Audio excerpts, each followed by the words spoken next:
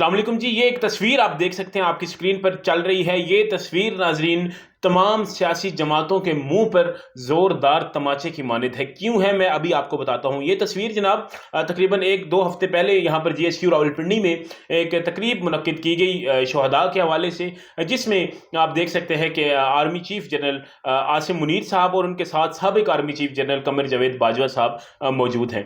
तो मैं अभी आपको बताता हूँ कि मैंने जो लफ्ज़ इस्तेमाल किया कि तमाम सियासी जमातों के मुंह पर तमाचा है, वो क्यों है। उससे पहले मैं थोड़ा सा इसका बैकग्राउंड बता दूं कि जनरल कमर जावेद बाजवा साहब वो हैं कि जो 2018 में इमरान खान साहब को लाने में मददगार थे।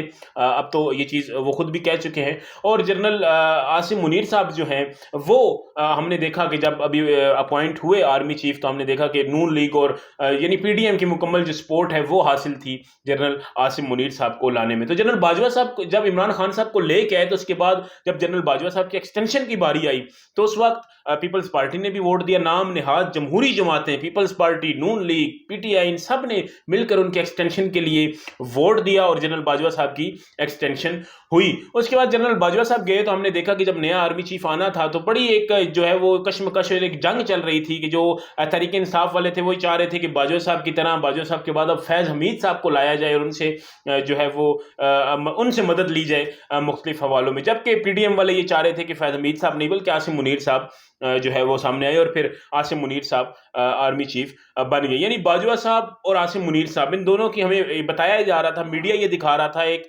पॉइंट ऑफ व्यू ये बनाया जा रहा था कि ये दोनों एक ऑपोजिट हैं और ये दोनों जो हैं ये एक अलग अलग जो है वो नज़रिए के या एक अलग अलग धड़े के लोग हैं। जनरल बाजवा का धड़ा अलग है, जनरल आसिम मुनीर का धड़ा अलग है। नाजरीन, अब हम इस बात को नहीं छेड़ते कि धड़ा अलग है या धड़ा अलग नहीं है। अगर धड़ा अलग था या धड़ा अलग नहीं भी था, लेकिन इन्होंने इस तकरीब में इकट्ठे बैठकर ये साबित कर दिया है कि हम यानी इदारा एक पेज पर है। हम किसी भी सूरत जो है वो अलग नहीं है, हम एक पेज पर हैं और हम एक पेज पर ही रहेंगे। यानी जनरल बाजवा और जनरल आसिम मुनीर एक साथ बैठकर ये पैगाम दे रहे हैं कि इदारा यानी फौज यानी हम एक पेज पर हैं। तो नाजरीन, इसके बाद हमारे सियासतदानों को, चाहे कोई भी जमात हो, उनको शर्म आनी चाहिए। और मैं तो कहता हूं कि उनको शर्म से डूब मरना चाहिए कि जब ये लोग जो इदारा है वो एक पेज पर, और बहुत अच्छी बात है कि वो एक पेज पर हैं और एक पेज पर ही रहना चाहिए इदारों को, लेकिन अगर वो एक पेज पर रहकर एक साथ बैठ सकते हैं तो शहबाज शरीफ और इमरान खान एक साथ क्यों नहीं बैठ सकते? आसिफ अली जरदारी और इमरान खान एक साथ